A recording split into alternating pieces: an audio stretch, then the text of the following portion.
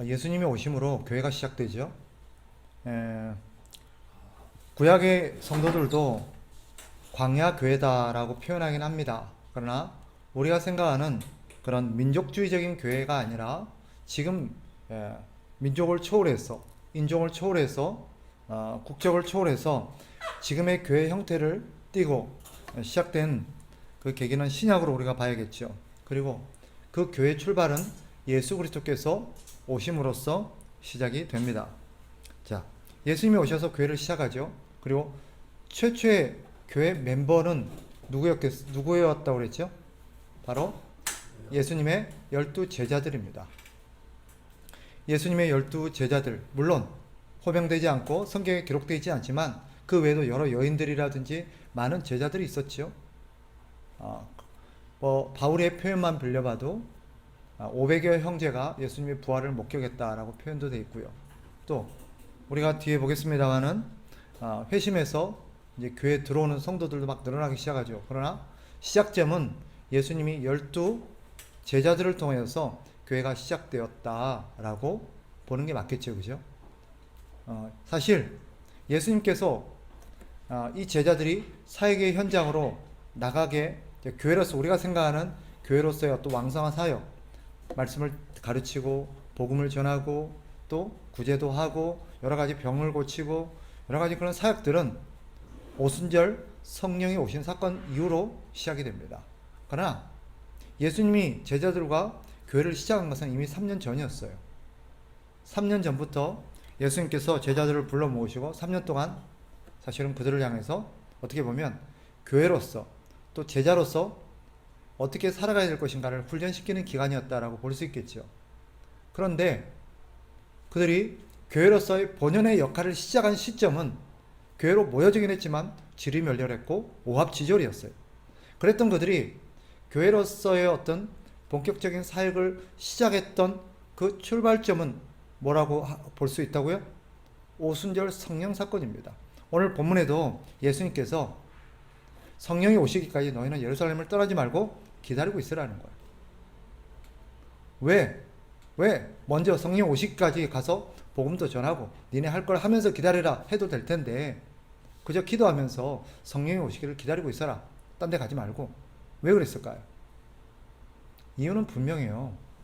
성령이 아니고서는 교회가 교회로서의 역할을 할 수 없을 뿐더러 또 교회가 해야 될 복음을 전하는 일이라든지 사람을 하나님께로 인도하고 또 교회로서의 어떤 그런 삶들을 살아가는 데 있어서 성령의 능력과 도움이 아니고서는 불가능하기 때문입니다.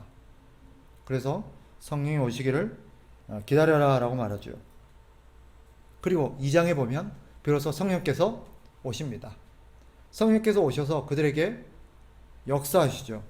그리고 그들은 그 성령을 받아서 성령 충만함을 이렇게 받게 되고 비로소 그들이 교회로서의 그런 복음 전파와 왕성한 사역들을 시작합니다. 우리가 아는 것처럼 당시 교회를 대표했던 인물이 누구예요? 베드로죠.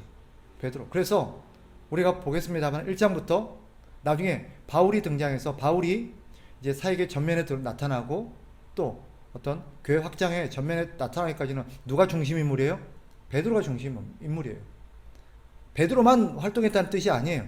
나머지 12사도들도 나름대로 활동을 했어요. 그런데도 베드로에게 초점을 맞추고 베드로의 행적만 기록하고 있습니다. 이유는 뭐냐? 베드로가 대표기 때문이에요. 그러니까 베드로만 이렇게 열심히 전도하고 열심히 사역했구나 그렇게 이해하시면 안 돼요. 사도행전을 보면서 베드로가 교회를 대표하고 당시 제자들을 대표하는 중심 인물로서 대표성을 띠는 거지 베드로만 그렇겠구나 라고 하면 안 됩니다. 베드로가 이제 사도들과 함께 복음 사역을 시작하죠. 그때 오순절 성령이 임하고 나서 그 성령을 받고 나서 베드로가 거기에 모여있던 많은 사람들에게 복음을 전합니다. 그 복음으로 말미암아 무려 그날 3,000명이 회심하고 하나님께 돌아오는 역사가 일어나죠. 폭발적으로 교회가 성장하기 시작합니다. 그러나 여전히 지역은 어디에 머물러 있어요? 예루살렘 안에만 머물러 있어요. 원래 봐봐요. 하나님께서 교회를 향해서 주신 비전과 사명 그리고 하나님의 계획은 무엇이었어요? 1장 8절 봐요. 1장 8절. 오직 성령이 너희에게 임하시면 너희가 권능을 받고 그 다음 예루살렘과 온 유대와 사마리아와 땅 끝까지 이르러서 내 증인이 되어야 될 것이다. 너희가 이렇게 될 것이다 라고 말했어요. 그렇다면 교회는 하나님의 성령을 받고 성령의 능력을 덧입고 그러고 나서 이제 복음을 전했을 때 어떻게 했어야 돼요? 예루살렘을 중심으로 해서 유대와 사마리아와 각 지역으로 가서 복음을 전했어야 돼요. 그죠? 그런데 이들은 어떻게 해요? 안 가요. 예루살렘 안에만 머물러서 거기서만 사역을 해요. 그런데 그 안에서 이제 폭발적인 성장이 일어나기 시작합니다. 베드로의 사역을 시작으로 해서 3,000명이 회심하고, 두 번째 안진뱅이가 성전 미문에 앉아있던 40세 된 안진뱅이가 일어나는 사건을 통해서 5,000명이 회심하는 사건이 일어나요. 근데 이때 숫자는 20세 이상의 남성만을 의미합니다. 그 당시 여기 숫자는 남성만을 포함하고 있어요. 여성들은 여기에 포함되어 있지 않아요. 왜냐하면 이걸 가지고 그 당시 여자들은 사람으로서 취급을 못 받았다. 물론 그런 의미도 있겠지요. 그러나 남성이 갖고 있는 대표성 때문입니다. 설마 성경마저도 교회마저도 여자를 무시하고 차별하고 그랬겠어요? 그런 의미가 아니겠죠. 그죠? 그래서 여기 있는 숫자는 대표성, 그래서 남성들이 갖고 있는 대표성 때문이었다라고 이해를 하는 게 맞아요. 그렇게 해서 예루살렘 교회가 폭발적으로 성장하기 시작합니다. 그런데 여전히 문제는 뭐였어요? 예루살렘 안에만, 그것도 누구를 대상으로만요? 유대인들을 대상으로만. 여기에 다른 이방인이나 사마리아인이나 다른 인종들은 포함이 안 돼 있어요. 오직 유대인들에게만 국한돼서 사역을 한단 말이에요. 하나님의 계획은 그게 아니죠. 그런데 자, 여기서 교회가 결정적으로 예루살렘 안에만 머물러 있었던 그 교회가 예루살렘을 넘어서서 다른 지역으로 복음이 전파되게 되는 한 사건이 발생합니다. 그게 뭘까요? 뭔지 알아요? 뭘까요? 바로 스데반이 죽는 사건이에요. 스데반이 죽임을 당하는 사건이 예루살렘 안에 발생해요. 그 당시 교회가 성장하게 되면서 이제 너무 사람이 많으니까 그 당시 교회가 했었던 대표적인 두 가지 일이 뭐였을까요? 복음을 전하는 것과 교회 안에 모이는 사람들을 구제하는 그 사역을 했었어요. 그래서 너무 그 일이 많아지니까 사도들이 감당할 수 없어서 신실한 7명의 집사를 세웁니다. 그 중에 한 분이 누구였냐면 스데반이었어요. 스데반이 바울한테 죽잖아요. 들어보세요. 네, 맞아요. 근데 7 집사님이 교회에서 구제 사역을 도맡아 했었지만 그분들이 그것만 한 건 아니었어요. 그분들이 나가서 복음을 전하고 하고는 했습니다. 그런데 스데반이 아주 신실한 집사님이었죠. 그분이 나가서 복음을 전하는 가운데 죽임을 당하는, 핍박을 받고 죽임을 당하는 사건이 발생합니다. 왜 그랬을까요? 그 당시 바로 유대 사회, 사내들인 공회에서 기독교에 대한 대내적인 탄압을 시작합니다. 그 필두에 섰던 인물이 누구냐? 사울이에요. 사울. 나중에 우리가 바울이라고 불려지는 인물이지만 이 사울이 거기에 필두에 서게 됩니다. 그래서 무슨 일을 벌여요? 예루살렘을 샅샅이 뒤지면서 예수 믿는 사람들을 찾아내고 그들을 다 죽이지는 않았고 감옥에 가둬놓기 시작해요. 다 잡아서 들이고 감옥에 가둡니다. 그리고 그들에게 채찍질을 하고 또 교회를 다니지 말고 예수님을 믿지 말고 그들이 갖고 있는 신앙을 포기하도록 회유를 하기 시작해요. 그런 가운데 이제 스데반이 첫 번째로 순교의 제물이 되는 사건이 발생합니다. 그 스데반의 죽음으로 인해서 대대적인 예루살렘의 핍박이 시작되니까 교회가 어떻게 해요? 전부 다 이제 피난을 가기 떠. 거기 남아있던 사람들이 있었고 나머지 사람들은 전부 다 다른 지역으로 도망을 가기 시작해요. 왜? 잡히면 전부 다 감옥에 가거나 죽임을 당하거나 그러니까. 근데 남아있었던 사람들이 있어요. 누군지 알아요? 12 제자들은 남아있었어요. 제자들은. 그리고 나머지 사람들은 다 흩어지기 시작합니다. 그러던 가운데 복음이 이제 예루살렘의 문턱을 넘어서서 비로소 유대와 사마리아로 퍼져나가기 시작합니다. 유대와 사마리아가 어디냐? 저기요. 예, 여기서 유대라는 것은 우리가 말하는 밑에 있는 지역, 그 예루살렘을 넘어서서 밑에 있었던 여러 지역을 말하는 거죠. 우리 그때 이스라엘의 지형을 공부했었죠, 그죠? 이스라엘은 몇 도로 이루어져 있다? 세 개의 지역으로 이루어져. 맨 밑에가 유대, 중간에 사마리아, 갈릴리, 그죠? 갈릴리 이렇게 이루어져 있었어요. 예루살렘 안에 국가 내에 있었던 교회 사역과 복음이 유대 전 지역으로 퍼져나가기 시작해요. 전 지역으로. 왜? 예루살렘에 있던 사람들이 전부 다 도망을 가고 각 지역으로 퍼져가고, 그리고 어떤 사람들 그 중에서도 어디로 가요? 갈릴리 지역으로 가기도 시작합니다. 갈릴리에도. 그런데 여전히 사마리아 문턱을 넘지 못하는데, 사마리아 문턱을 최초로 밟았던 인물이 있어요. 누굴까요? 빌립이라는 분입니다. 역시 예루살렘 교회가 세웠던 7명의 집사님 중에 한 분이에요. 그 빌립 집사가 최초로 사마리아 땅을 밟게 되고, 사마리아에서 복음을 전하고 사마리아에서 교회가 세워지기 시작합니다. 그리고 거기에 사마리 사람도 복음을 받았다는 얘기를 듣고 이제 사도들이 파견되기 시작하죠. 거기에 핵심 인물이 누구냐면 바나바 같은 사람들입니다. 그래서 복음이 이제 예루살렘의 문턱을 넘어서게 되죠. 이게 이제 12장까지 이야기예요. 그래서 복음이 예루살렘 문턱을 넘어서서 유대와 사마리아로 퍼져나가기 시작합니다. 그런데 여전히 지역으로는 팔레스틴 안에 제한돼 있었어요, 사실은. 팔레스틴 안에. 그런데 그때 하나님께서 이 팔레스틴 안, 예를 들어 봐봐요. 이 팔레스틴 땅은 크게 세 지역으로 이루어져 있잖아요. 밑에가 유대, 사마리아, 갈릴리. 복음이 예루살렘을 넘어서서 유대 지역과 그 다음에 사마리아와 갈릴리까지 복음이 전해지기 시작했지만 여전히 팔레스틴 땅 안에 머물러 있었어요.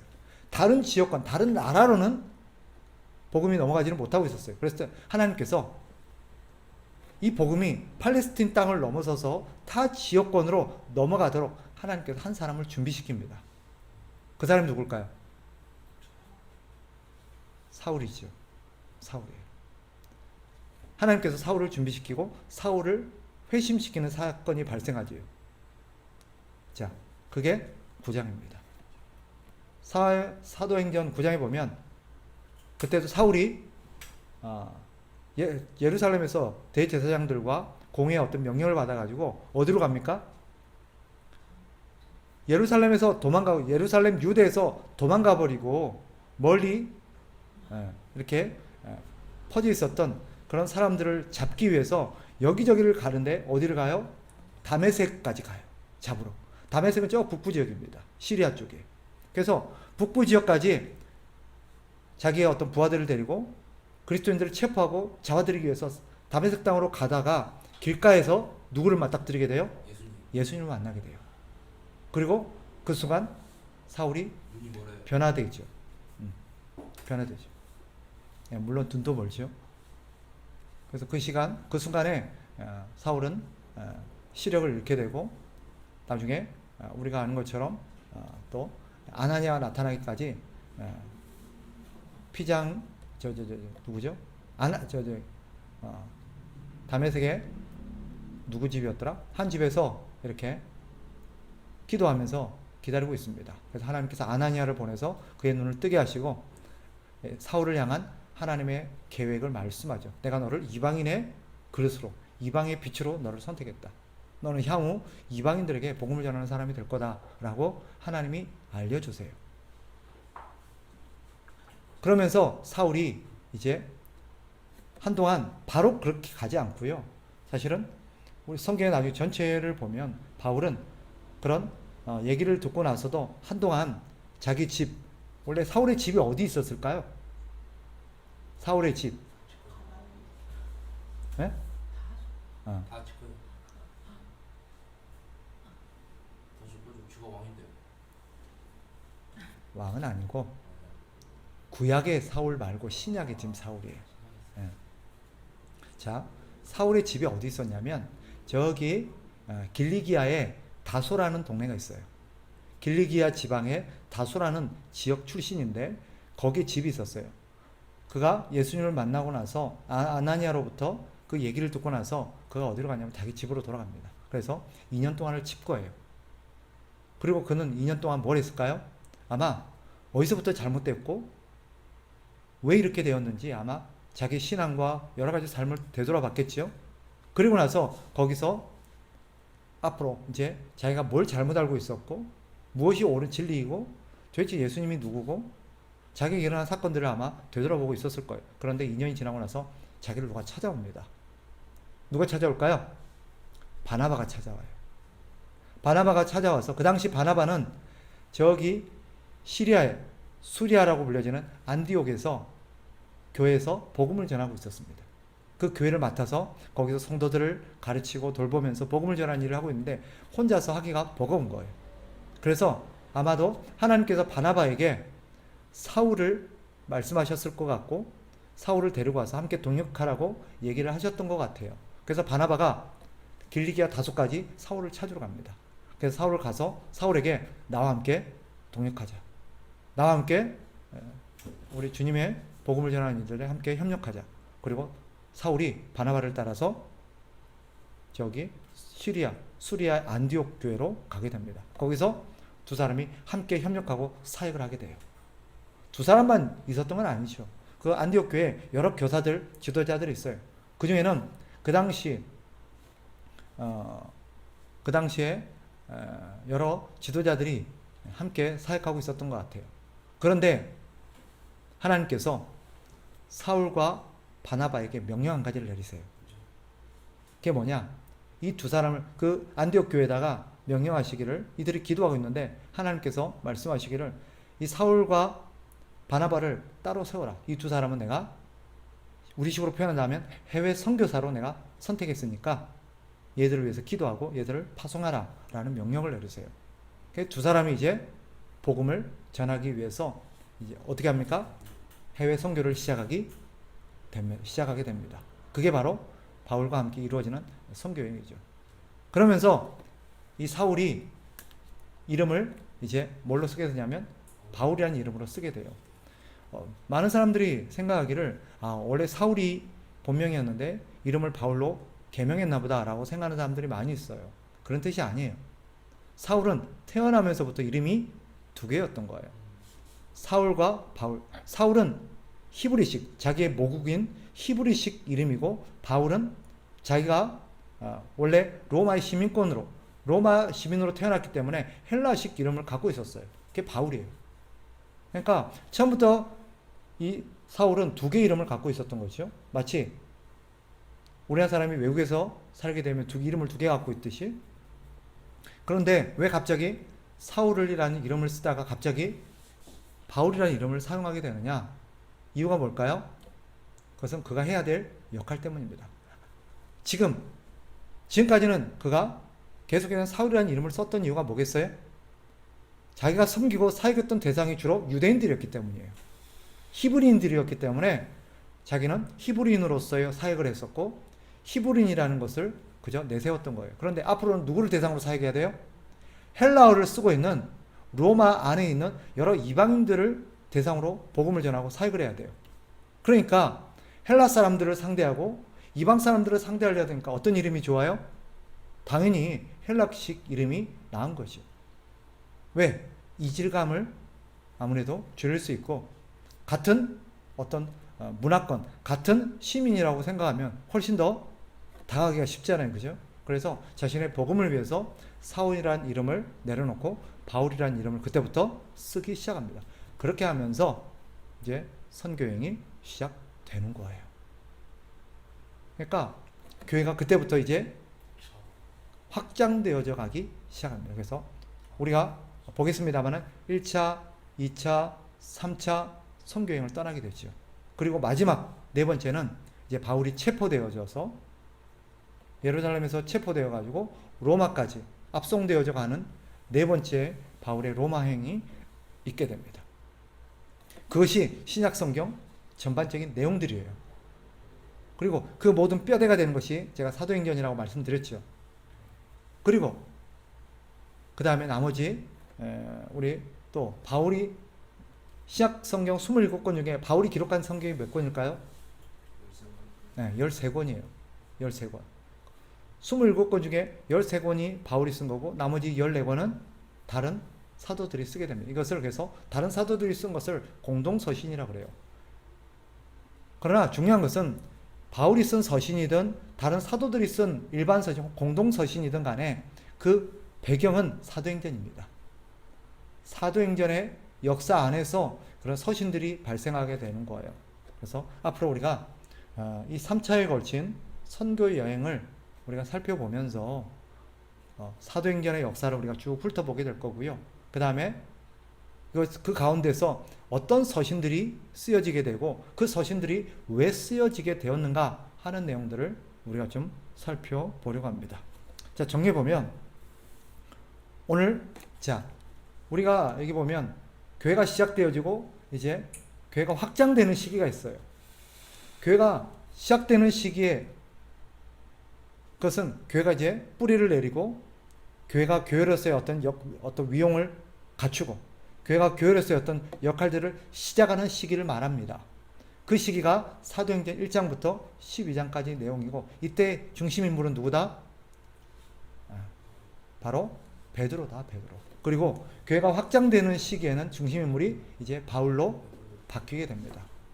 이때 교회 확장이라는 것은 예루살렘과 유대와 사마리아를 넘어서서 땅 끝까지 이르러지는 이방 지역, 이 시기에 이제 소아시아와 유럽과 이제 이런 지역들이 복음화되어지기 시작하죠. 그리고 그 가운데서 이제 이방인들이 복음의 대상이 되기 시작합니다. 그러나 바울이 이방인들을 이렇게 복음을 전하고 이방인들을 회심시키는 데 있어서 사실은 그 당시 교회가 그것에 대해서 우호적이었을까요? 아니면 거기에 대해서 거부감이 있었을까요? 그들은 여전히 유대인들이었기 때문에 복음을 받아들고 나서도 유대인으로서 그들은 민족적인 어떤 우월의식을 갖고 있었어요. 그래서 다른 이방인들에 대한 어떤 차별의식과 여전히 자기들이 선민의식이고 자기들 민족만 하나님 앞에 택함을 받았다라는 잘못된 의식을 갖고 있었어요. 그러니까 이방인들을 배척했어요. 그들은 어떻게 생각했냐면 하나님이 우리 유대인만 선택했지 이방인들은 선택하지 않았을 거다 라고 생각했어요. 그런데 이것을 깨뜨리고 이방인도 하나님이 선택하셨구나, 이방인에도 복음을 전해야 되는 거구나, 그들도 우리와 같이 하나님의 백성이 될 수 있구나 라는 것을 깨닫게 하는 결정적인 사건 한 가지가 발생합니다. 그게 뭘까요? 바로 고넬료 사건이에요. 고넬료. 이때 중심 인물이었던 베드로가 요빠에 있을 때 이 고넬료가 환상 가운데 천사의 말씀을 듣게 되고 베드로를 초청해서 복음을 들으라는 얘기를 듣게 됩니다. 그래서 이 고넬료가 베드로를 초청하는데 이 고넬료가 누구냐? 이 고넬료는 로마 사람이에요. 로마의 백부장입니다. 백부장이면 뭐예요? 군인이죠. 100명의 군인을 거느리고 있는 지도자가 백부장이에요. 순수 로마 사람이에요. 그 로마 사람이 이스라엘 땅에 와서 주둔하고 있으면서 신기하게도 그 사람은 유대교로 개종을 해서 하나님을 믿었던 사람 같아요. 그래서 그가 기도하는 가운데 환상을 보게 되고 하나님의 음성을 듣고 베드로를 초청해서 베드로가 그 집에 갑니다. 그때까지도 베드로가 왜 이방 사람이, 그것도 로마 사람이 나를 초청하지? 거부감이 있었어요. 그런데 하나님께서 이 베드로에게 환상을 보여주면서 내가 보낸 거니까 의심하지 말고 가라 라고 얘기를 해요. 그때 하나님이 베드로에게 보여주는 환상이 뭔지 알아요? 하늘에서 보자기가 내려옵니다. 그 보자기를 열어봤더니 뭐가 들어있어요? 온갖 그 당시 유대인들이 먹지 않는 온갖 짐승들이 들어있었어요. 유대인들은 고기를 먹을 때도 딱 정해진 것만 먹었어요. 뭐 먹죠? 알아요? 네. 유대인들이 먹는 고기는 딱 조건이 정해져 있어요. 첫째, 쪽발, 발이 갈라져 있어야 되고, 두 번째, 되새김질을 해야 돼요. 네. 그게 뭘까요? 돼지는 아니죠. 말도 아니고 뭐예요? 그 당시 그 사람들이 먹을 수 있는 게 주로 양이었죠. 양. 물론 소도 해당되긴 하지만 주로 양이었어요. 그런데 돼지라든지 이런 것들은 부정하게 여겼어요. 먹지 않았어요. 그런데 그 보자기 안에는 그들이 거부하고 먹지 않았던 그런 음식들이 들어있어요. 근데 하나님이 베드로에게 먹으래요. 베드로가 뭐라고 그러니까 저 이런 거 안 먹어요. 평소에 이런 거 안 먹어봤어요. 율법에 어긋나잖아요. 근데 하나님 뭐라 그래요? 내가 먹으라는데 네가 왜 그래? 내가 먹어도 된대잖아. 베드로는 그때까지 그걸 깨닫지 못해요. 그러고 나서 그 환상이 딱 끝나는 순간 고넬료가 보낸 사람들이 도착합니다. 그리고 고넬료에 대해서 얘기해줘요. 비록 로마 사람이고 이방인이지만 하나님을 경외하는 사람이고 그가 당신을 초대해서 복음을 듣고자 하니 와서 복음을 좀 전해주세요. 그때 베드로가 직감을 합니다. 아, 이것 때문이구나. 하나님이 지금 이방인을 지금 구원하시려고 나를 보낸 건가? 그리고 베드로가 가요. 가서 고넬료 집에서 복음을 전할 때 놀라운 일이 발생합니다. 복음을 듣고 성령이 임하여 그 집에 세례를 주고 성령이 임하게 되는데 베드로가 그때 깜짝 놀랍니다. 그때 베드로 깨닫는 게 뭐예요? 이방인도 선택하셨구나. 이방인도 하나님이 자기 백성으로 선택하셨구나. 그리고 베드로가 어디로 쫓아갑니까? 예루살렘에 다른 제자들에게 쫓아가서 얘들아 모여봐라. 내가 오늘 이런 경험했다. 하나님께서 나한테 환상을 보여주더니 보자기 안에 온갖 이방인 음식들이 있더라. 근데 안 먹는다고 그랬더니 하나님이 먹으라 했더라. 하나님 먹어도 된다더라. 근데 마침 그때 이방인 고넬료가 보낸 사람들이 도착해서 가봤더니 내가 그들에게 복음을 전했을 때 하나님의 성령이 내려와서 그들을 임하고 그들을 하나님의 백성으로 선택하더라. 이거 어떻게 이해하겠냐? 사람들이 뭐라 그래요? 모여가지고 아, 하나님이 이방인도 택했구나. 하나님이 이방인도 교회로 받아들이는구나. 이방인들에게도 구원을 주시는구나. 그러면서 이방인에 대한 생각이 열리게 돼요. 그럼으로써 바울이 이방인에 대해서 복음을 전할 수 있는 근거와 명분이 마련하게 됩니다. 그 계기를 마련해 주는 인물이 베드로였고요. 고넬료 사건이었어요. 그래서 이게 중요한 거예요. 비록 이방인의 사역의 핵심 인물은 바울이긴 하지만 그 바울에게 있어서 이방인 선교를 정당성과 근거를 열어준 인물은 베드로였다. 왜? 그 당시 베드로는 예루살렘 교회의 중심 인물이고 순수 유대인이고 또 그 당시 유대인들에게 영향이 있는 사람이었기 때문에 베드로의 말이 신뢰가 있었던 것입니다. 그렇게 하나님께서 그런 명분을 마련해 주시고 복음을 전하게 되는 거예요. 그래서 이방인의 선교가 시작되는 것입니다. 그래서 이제 교회가 뭐하게 이 바울을 통해서 이제 교회가 확장되어져 나가기 시작해요.